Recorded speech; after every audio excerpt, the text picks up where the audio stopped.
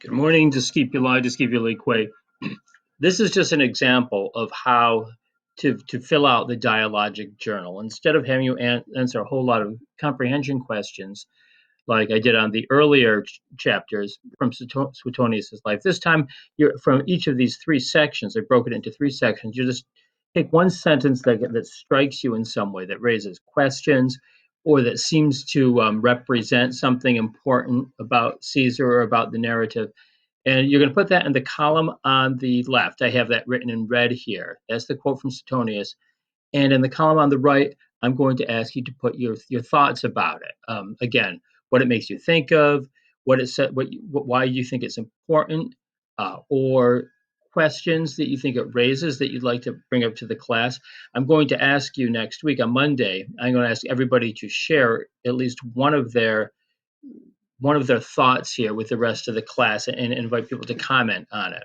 All right. But so, as an example, from section 24 of Suetonius's life, he lost no opportunity of picking quarrels, however flimsy the pretext, with allies as well as hostile and barbarous tribes, and marching against them.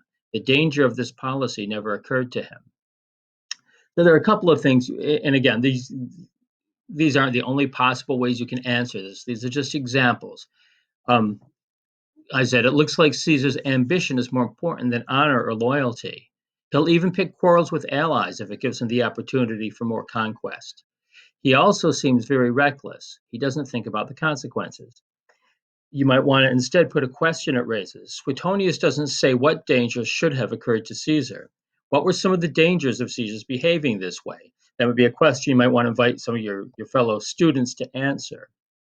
Or the second one from the middle part of the reading. Since the Senate refused to intervene on his behalf in a matter of such national importance, Caesar crossed into Cisalpine Gaul. He was resolved to invade Italy if force were used against the tribunes of the people who had vetoed the Senate's decree. Now, the matter of such national importance is said in the previous sentence. It was his request that they suspend the usual laws and allow him to stand for consul before he had surrendered his province and his army. And of course, because if he had done that, if he had come back to Rome as a civilian, he would have been prosecuted, right? So this, in my comment, I say the matter of national importance was the Senate's refusal to change the rules to protect Caesar from the consequences of his illegal actions as consul. When he was consul, he basically blocked out the other consul and sent thugs to intimidate him and also some other stuff. He's willing to make the entire empire undergo civil war simply to feed his ambition. Again, this shows his ambition and recklessness, right, as we mentioned in the passage above.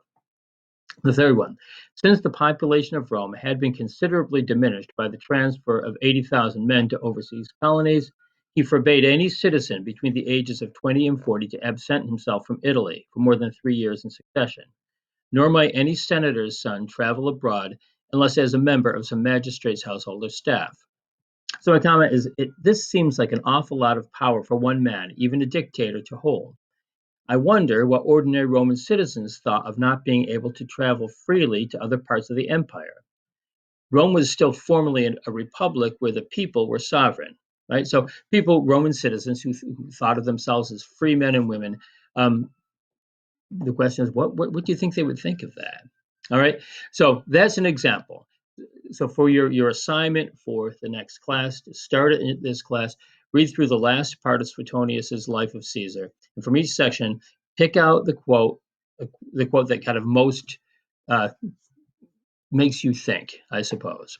All right, and you can type it up or write it up and have it with you on Monday. And the last thing you do today is you're going to answer on your Google Forms how much of this assignment you've got done, roughly. All righty. Thank you.